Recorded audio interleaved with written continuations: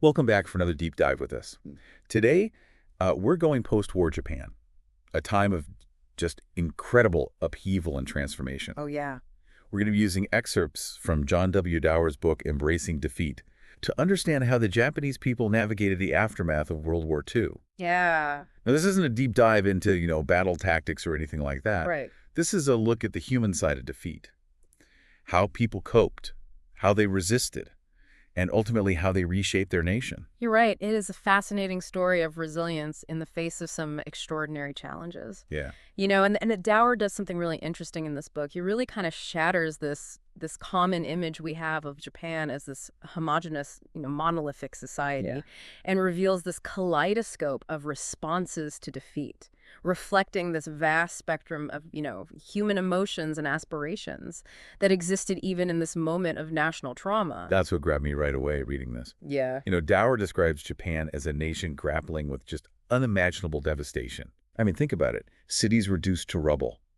Millions stranded across Asia facing this long and brutal journey home. Right. You might assume there'd be this uniform sense of despair. Yeah. But that wasn't the case at all. Exactly. There's no single narrative. Right. Instead, Dower uncovers a multitude of reactions. Right. He talks about kyudatsu, this feeling of utter exhaustion and disillusionment that many experience.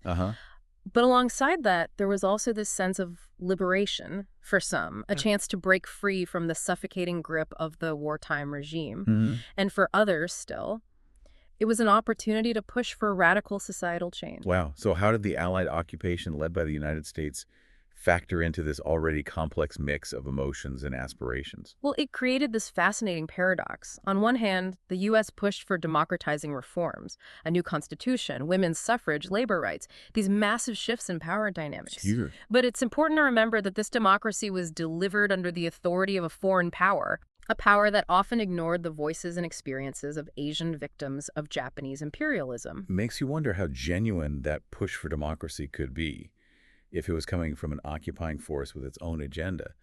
Were these reforms truly empowering?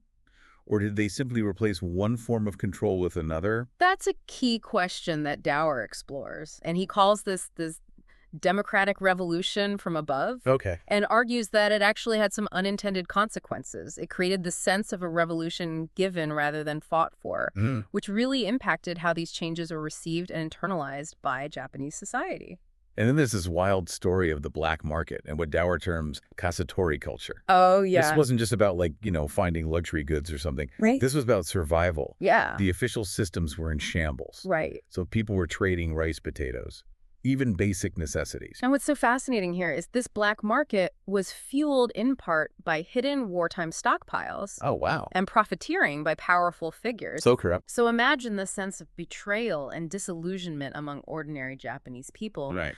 already struggling to cope with defeat, now feeling exploited by their own elite. It's almost like a double blow, right? Yeah. First, the devastation of war, and then this realization that even in peacetime, the power structures are working against them. Absolutely. And it's in this chaotic environment that kasatori culture emerges, this underground world of entertainment, often seen as decadent and escapist. Yeah. And Dower paints a really vivid picture of this period with stories like that of the judge who died of starvation while trying to combat black market crimes.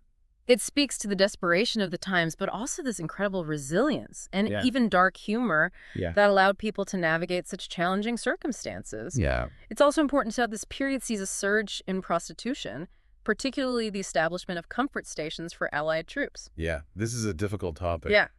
But one that Dower doesn't shy away from. No, not at all. It raises some uncomfortable questions about the role of the Japanese government in this system and the complex power dynamics at play during the occupation. Well, initially the government was hesitant, but they eventually endorsed and even supported these facilities. Wow. And alongside the comfort stations, Dower also discusses the pan-pan, Okay. women who formed relationships, sometimes romantic, with American soldiers. And it seems like these relationships were part of a larger shift in how Japan was perceived by the occupiers. Yes.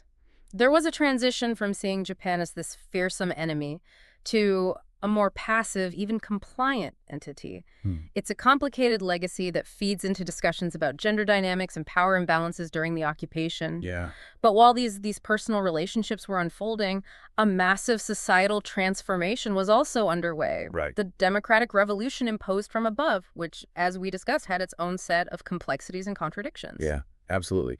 It's fascinating how these massive societal shifts were happening alongside these intimate personal stories, you know. It really highlights the multifaceted nature of this period. Sure. And while the occupation brought about these top-down reforms, Right. it also coincided with this surge in public discourse and dissent. Yeah. You might not expect that in an occupied nation. It is surprising, yeah. Yeah. But as Dower describes, there was this explosion of new publications, magazines, books, even manga tackling social and political issues head-on. Wow. It speaks to this incredible thirst for new ideas and a desire to really grapple with this rapidly changing world. But was there truly freedom of expression? Or were there limits to what could be said and published? There were definitely limits. While the occupation encouraged open dialogue in some areas, censorship remained a powerful tool, particularly when it came to criticisms of the occupation itself or the emperor. Okay. Dower provides some stark examples of how certain topics were completely off limits, reminding us that freedom in occupied Japan was a nuanced and often fragile concept. Yeah. So even with these democratic reforms, the power dynamics were still very much in play. And speaking of the emperor, his status underwent a radical transformation during this period. Absolutely. It's one of the most dramatic shifts in modern Japanese history. Yeah. Think about it. He went from being revered as a living god to becoming a symbol of the state, stripped of his divine authority. It's almost hard to fathom such a dramatic fall from grace. How did the Japanese people react to this humanization of the emperor? Well, it was a mixed bag, reflecting the deep complexities of the emperor's relationship with his subjects. Some felt betrayed, their faith shaken. Others welcomed the change, seeing it as a necessary step towards a more democratic society. And still others seemed indifferent, perhaps too preoccupied with the struggles of daily life to fully process such a monumental shift. Understandable. They were facing so many challenges in those immediate post-war years. But as you mentioned earlier, there was also this surge in public discourse. Do you think this questioning of traditional authority, including the emperor's role, was fueled in part by the trauma of defeat? It's certainly possible. Defeat had shattered many deeply held beliefs, forcing people to reevaluate their understanding of the world and Japan's place within it.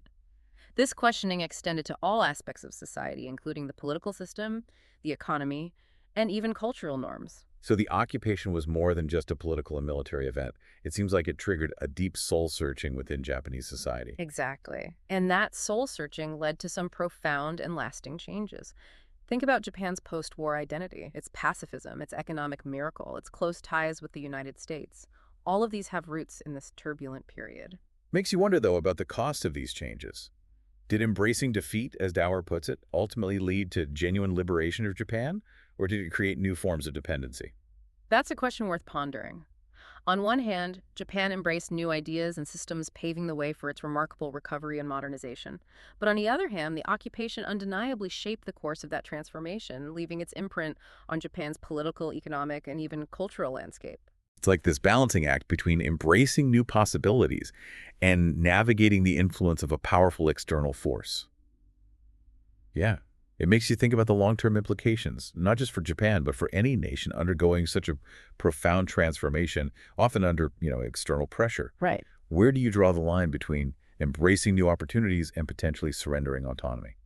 It's a question that resonates far beyond Japan, and it reminds us that change on this scale doesn't happen overnight.